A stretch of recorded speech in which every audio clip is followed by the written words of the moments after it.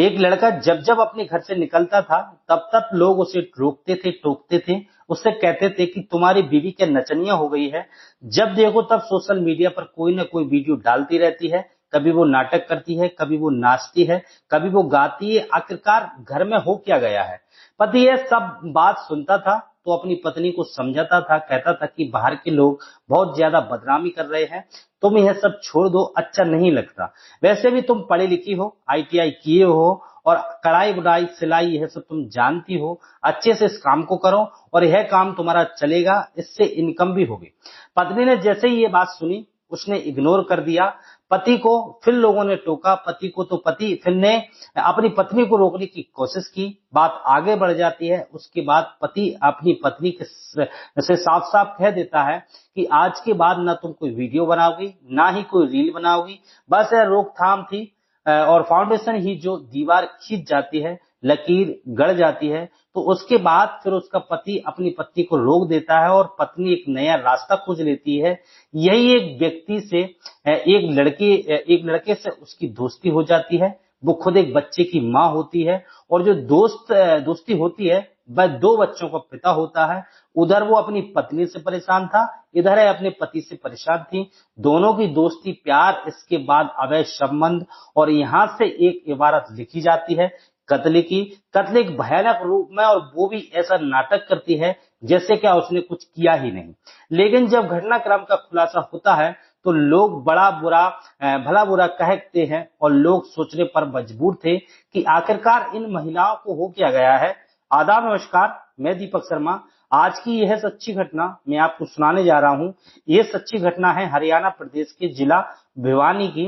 29 मार्च 2025 को social media पर एक फोटो बहुत तेजी के साथ वायरल हो रहा था। आसपास के जितने भी थाने थे, चौकी थी, पुलिस वाले थे, या फिर कोई मीडिया था, ज्यादातर जगहों पर एक फोटो वायरल हो रहा था। उसमें एक आदमी का हाथ दिखाया जा रहा था। हाथ पर लिखा था प्रवीण। कहा जा रहा था कि यह लाश पूरी तरह से सड़ चुकी है, गल चुकी है। इस लाश की पहचान करना बहुत मुश्किल हो रहा है, लेकिन हाथ पर प्रवीण लिखा हुआ है। अगर किसी ने इस व्यक्ति को देखा हो, इस व्यक्ति के बारे में कोई भी सूचना दे सकता है, तो सूचना दे दे हमको, इसके बारे में पता लगाना चाहते हैं। दरअसल पुलिस की तरफ से यह मैसेज लोगों तक फैलाया गया था, लोगों तक पहुंचा गया था। अब क्योंकि 3-4 दिन पुरानी ये लाश बताई जा रही थी जो सड़ चुकी थी, जिसके बारे में पहचान पाना बहुत मुश्किल था। आखिरकार अगला दिन आता है और अगले दिन भिवानी का ही पुराना बस स्टैंड के रहने वाले एक संदीप नाम का व्यक्ति होता है, उसके पिता सुभाष होते हैं। दोनों ही आते हैं और जाकर पुलिस वालों से कहते हैं कि साहब, एक फोटो है जो लगातार वायरल हो रहा है, हम तो उस फोटो को देखने के बाद आए हैं। हमारा बेटा है जो गायब है, मिल नहीं रहा है। ऐसी कोई सी जगह नहीं है जहां हमने उसे ढूंढा नहीं, तलाश नहीं किया। आखिरकार पिता सुभाष ने जब यह बात कही, पुलिस वालों ने उस व्यक्ति को दिखाया कि इस तरह का व्यक्ति है, इस तरह की लाश मिली है, क्या देखकर बता सकते हैं कौन है। वो देखते ही पहचान जाते हैं, उसके होलिये से, उसके कद काठी से, उसके कपड़ों से, उसके हाथ पर लिखे हुए प्रवीण से, कि यह तो हमारा बेटा है। प्रवीण नाम है इसका, जिसकी उम्र लगभग 35 साल के आसपास है। यह शादीशुदा है, इसका एक बेटा है, इसके बेटा लगभग 6 साल का है। नाम इसके बेटे का मोहित है, इसकी पत्नी है, इसका नाम रवि है। यह खबर घर तक पहुंच जाती है। घर वाले लोग सब पुलिस थाने पहुंच जाते हैं। वहां पहुंचते हैं जहां पर लाश रखी हुई थी। परिवार वालों का रो रो कर बुरा हाल हो जाता है, खासकर पत्नी और जो बच्चा था 6 साल का, वो इतना रो रहे थे कि लोग ज्यादा परेशान हो जाते हैं। पुलिस वाले कहते हैं कि हम इस मामले की जांच पड़ताल कर रहे हैं, जो भी घटनाक्रम के बारे में पता चलेगा पोस्टमार्टम की रिपोर्ट आती है, और पोस्टमार्टम की रिपोर्ट से पता चलता है कि उसकी गला दबाकर हत्या की गई है। शुरुआत में ऐसा लग रहा था जैसे कि वह शायद उसमें ड्रेन में गिर गया है। जो नाला था जिसमें पानी था उसमें गिर गया है, उसी के गिरे होने की वजह से पानी उसका शरीर पूरी तरह से फूल चुका था। शुरुआत में पुलिस को लग रहा था कि जैसे कोई हादसा है, लेकिन पोस्टमार्टम से पता चलता है कि इसकी हत्या हुई है। लेकिन हत्या क्यों हुई है, किसने की है, इसके बारे में जानकारी जुटाने की पुलिस ने उस लेवल पर कोशिश नहीं की जिस लेवल पर पुलिस को कोशिश करनी चाहिए थी। हालांकि परिवार के लोगों ने अपनी तरफ से पूरी कोशिश की। अब जब कोशिश करना शुरू कर दिया और परिवार के लोगों ने आसपास के इलाके के जितने भी सीसीटीवी कैमरे थे, लगातार कई दिनों तक सीसीटीवी कैमरे खंगालना शुरू कर दिया। अब कैमरा खंगालते खंगालते आखिरकार पुलिस, जो परिवार के लोग होते हैं, वो कोई ऐसी जगह पहुंच जाते हैं जो 25-26 मार्च की रात में बाइक पर एक महिला बैठी है जो पीछे है, और एक पुरुष है जो बाइक चला रहा है, और एक कपड़े में लिपटा कोई व्यक्ति है या सामान है, उसका पता नहीं चल पा रहा था। जब उस फोटो को बार बार, सीसीटीवी को बार बार गौर से देखा गया तो पता चलता है कि यह तो रवीना बैठी हुई है। लेकिन रवीना के आगे कौन बैठा है और बाइक को चला कौन रहा है, बस यह पुलिस के लिए, परिवार के लिए एक सवाल था। अब परिवार के लोग पुलिस के पास पहुंच जाते हैं और जाकर बताते हैं कि साहब, यह देखो रात के 12:55 के आसपास बाइक पर यह तीन लोग हैं, जिसमें के पीछे वाली हो ना हो यह रवीना ही है। आप इससे एक बार बातचीत कर लीजिए। जब पुलिस वालों के पास ये सूचना पहुंचती है, पुलिस वालों ने रवीना को हिरासत में लिया, और हिरासत में लेने के बाद पुलिस को कई दिन लग जाते हैं। लेकिन एक सवाल ये भी था कि आखिरकार बाइक पर कौन बैठा हुआ था, वो व्यक्ति कौन था। पुलिस ने आखिरकार 11 अप्रैल 2025 को उसको भी गिरफ्तार कर लिया, हिरासत में ले लिया। अब पुलिस रवीना से पूछताछ करना शुरू कर देती है। तब रवीना बताती है कि रेवाड़ी के कौसरी तहसील का एक गांव लगता है जुड़ी, वो वहां की रहने वाली होती है। 10वीं तक की उसने पढ़ाई की थी, और पढ़ाई करने के बाद वो जब ससुराल आती है, उसकी शादी होती है 2015 में प्रवीण से। सब कुछ उसकी जिंदगी में ठीक ठाक चल रहा था, एक बालक भी पैदा हो जाता है, और इसी बीच में उसने 12वीं की पढ़ाई की ससुराल में रहते हुए और आईटीआई की सिलाई कढ़ाई बुनाई कर उसने काम सीखा, और उसकी जिंदगी बहुत अच्छे से पटरी पर चल रही थी। लेकिन इसी बीच में जब कुछ साल बीत जाते हैं, जनवरी 2024 का ये वाक्य बताया जाता है। अचानक ही किसी ने उससे कहा कि तुम इतनी सुंदर, इतनी खूबसूरत दिखाई देती हो, और अच्छी एक्टिंग भी कर लेती हो, अच्छी लिपसिंग भी कर लेती हो, किसी भी गाने पर तुम्हारी लिपसिंग होती है तो बहुत अच्छी लगती है, तुम क्यों नहीं सोशल मीडिया पर अपनी किस्मत आजमाती हो।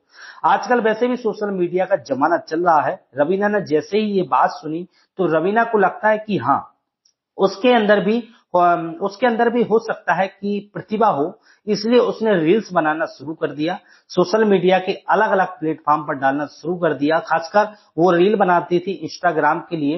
इंस्टाग्राम पर जैसे ही उसने रील बनाना शुरू किया तो लोगों को उसकी रील पसंद करने लगते हैं, और धीरे धीरे करके उसके फॉलोवर बढ़ने लगते हैं। इधर तो उसकी रील बढ़ने लगती है, फॉलोअर बढ़ने लगते हैं, लेकिन जैसे ही आसपास के लोगों को यह बात पता चलती है, जो उसका पति होता है ऑटो ड्राइवर प्रवीण, उसको यह बात बड़ी अजीब लगती है। अजीब इसलिए लगती है कि जब जब उसके पास कुछ लोग आते थे, आसपास के लोग रोकते थे, टोकते थे, कहते थे कि तुम्हारी बीवी क्या नचनिया हो गई है, तुम्हारी बीवी क्या नौटंकी में शामिल हो गई है। इस तरह की भद्दी भद्दी बातें जब रवीना के बारे में प्रवीण से कही जाने लगी, तो प्रवीण ने अपनी पत्नी को समझाने की कोशिश की। उसने कहा कि रवीना, बाहर के लोग तुम्हारे बारे में बड़ा अनाप शनाप बोलते हैं, गंद संद फैलाते हैं, इसलिए तुम यह सब काम छोड़ क्यों नहीं देती हो। वैसे भी पढ़ी लिखी हो, तुम वही काम क्यों नहीं करती जिस काम की तुमने पढ़ाई की है, सिलाई कढ़ाई, इसके बारे में आगे सोचो, इसी के काम को आगे बढ़ाओ। पति ने अपनी पत्नी को लाख समझाने की कोशिश की, लेकिन पत्नी को ऐसा लगने लगा कि जब जमाना उसको पसंद कर रहा है, उसके रील्स को देख रहा है, उससे इनकम भी उसको हो रही है, पति आखिरकार उससे रोकता क्यों है, टोकता क्यों है। अब वो अपनी पति से नाराज रहने लगी, और नाराज रहते रहते वो कभी कभार अपने मायके में चली जाया करती थी, कई कई दिन के लिए चली जाया करती थी। प्रवीण को यह बात खराब नहीं लगती थी, लेकिन अब जब जब वो उसे अपनी पत्नी को लेके आया करता था, तब वो एक ही बात करता था कि यह सब मत करो। आखिरकार जब वक्त आगे बढ़ता है तो प्रवीण ने अपनी पत्नी से इस काम को पूरी तरह से प्रतिबंध लगा दिया। उसने कहा कि अब तुम आज के बाद कभी भी कोई रील नहीं बनाओगी, कभी कोई वीडियो नहीं बनाओगी। जब रवीना वीडियो बनाती थी, रील बनाती थी, तभी उसकी दोस्ती होती है एक लड़के जिसका नाम सुरेश राघव होता है। सुरेश राघव हिसार के एक जगह लगती है, हाथी का ही एक गांव लगता है प्रेम नगर, वहां का वो रहने वाला होता है। 12वीं तक पढ़ा हुआ था, उसने भी यूट्यूब की दुनिया में अपनी किस्मत आजमा रहा था। एक्टिंग करता था, डांसिंग करता था, लिपसिंग वगैरह किया करता था। किसी भी गाने पर इस तरह से उसकी जिंदगी चल रही। हालांकि उसके पिता ने अपने ही साथ रेलवे में प्राइवेट नौकरी लगवाने की कोशिश की। महज 2 साल उसने नौकरी की। जब साल 2016 आता है तो उसकी शादी हो जाती है, उसका एक बेटा पैदा होता है, एक बेटी पैदा होती है। वो अपने घर में इकलौता होता है। साथ ही उसकी 5 बहनें होती हैं, 5 बहनों का इकलौता भाई। लेकिन शुरुआत से ही उसको लाड़ प्यार से रखा जाता है। पिता रेलवे में जॉब करते हैं और माँ गृहिणी होती है और दादी की पेंशन आती है। लेकिन वो खुद क्या करता है किसी को कुछ नहीं पता। वो कहता है कि यूट्यूबर हूं और विदेशों में आता जाता, यानी कि वो कहता था कि मैं दुबई में घूम के आया हूं। परिवार वाले इस बात से खुश होते थे, लेकिन अपनी पत्नी को, अपने बच्चे को वो कभी खर्चे के पैसे नहीं देता था, उनसे दूर रहता था। अब अचानक से रवीना की रील्स आनी जब बंद हो जाती है तो उसने रवीना से संपर्क किया। सुरेश ने उसने कहा कि तुम्हारी रील्स आनी बंद क्यों हो रही है।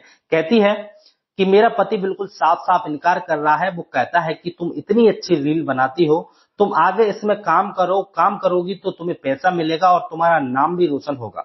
इसलिए सुरेश और रवीना दोनों आपस में बातचीत करने लगते हैं, एक दूसरे का दुख दर्द बांटने लगते हैं, एक दूसरे का कंधा शेयर करने लगते हैं। कंधे पर सर रखकर अपनी बहुत सारी बातें, रोना धोना, ये सब चलने लगता है। कब इन दोनों की दोस्ती हो जाती है, दोस्ती प्यार में बदल जाती है। प्यार के बाद फिर अवैध संबंध बनने लगते हैं और इस बात का पता चल जाता है प्रवीण को गुस्सा आता है और इसके बाद जब उसने बिल्कुल पूरी तरह से प्रतिबंध लगा दिया था, फिर भी रवीना उसके साथ ड्यूट करती थी, उसके साथ वीडियो बनाती थी और यह बात प्रवीण को अच्छी नहीं लगती थी। आखिरकार कई दिनों के बाद यह बात 23 मार्च 2025 को, लगभग 20 दिन के बाद, वो अपने ससुराल में आती है और ससुराल में आने के बाद जैसे ही घर पे आती है तो यहाँ पर पति और पत्नी के बीच में कहासुनी कुछ ज्यादा हो जाती है। प्रवीण जहाँ रहता है वो पुराना बस स्टैंड के पास गुर्जरों वाली दाढ़ी के पास उसका घर है। वहां पर जो उसका ससुर है, वो ससुर तो हलवाई का काम करता है, जो अक्सर घर पर नहीं रहता है। लेकिन जिसका प्रेमी का छोटा भाई है वो बाहर ड्यूटी पर रहता है। उसकी पत्नी घर में रहती है। नीचे ऊपर का जो पोर्शन बनाया है उस पोर्शन में वह खुद रहता है, उसका बेटा रहता है, उसकी पत्नी रहती है, जो कभी कभार अब आ जाया करती थी। लेकिन जो उसका बड़ा भाई है वो अपने पूरे परिवार के साथ कहीं अलग रहता है। अब जब 23 मार्च 2025 को प्रवीण और रवीना के बीच में झगड़ा हो जाता है, तभी रवीना अपने दोस्त, अपने प्रेमी जिसका नाम सुरेश राघव होता है, उससे साफ साफ कह देती है कि अब इसका काम तमाम करने का वक्त आ चुका है। इसलिए हम इसका काम तमाम करने वाले हैं। प्लानिंग करो, जो भी बढ़िया से बढ़िया प्लानिंग हो, और इसको हम रास्ते से हटा ही देंगे। इस तरह की प्लानिंग की जाती है और यह 25 मार्च को फिर से अपने घर आती है, क्योंकि इसके घर में जाने का जो रास्ता है वो बाहर से है। क्योंकि ऊपर की मंजिल पे रहते हैं, नीचे की मंजिल में इसकी देवरानी रहती है और उस रात देवरानी को कुछ पता ही नहीं कि उसके जेठ की आज रात हत्या होने वाली है। जैसे ही ये 25 तारीख की रात को इंतजार करती थी कि कब सोएगा, इससे पहले ही उसने उसका फोन कर देती है अपने प्रेमी को। प्रेमी अपनी बाइक लेके आ जाता है और रास्ते से जैसे ही बाहर के रास्ते से अंदर प्रवेश करता है, प्रवीण सो रहा था और जैसे ही किसी के आने की आहट प्रवीण को होती है तो वो तुरंत ही जाग जाता है। लेकिन पत्नी पहले से ही तैयार बैठी हुई थी। उसके गले में एक दुपट्टा का फांसी का फंदा बनाया जाता है और गले को तब तक दबाया जाता है जब तक कि उसके प्राण नहीं निकल जाते। प्रवीण की हत्या करने में, उसका कत्ल करने में, उसका जो प्रेमी होता है सुरेश ने तमाम कोशिशें की, प्रयास किए और उस प्रयास में वो सफल भी हो जाते हैं।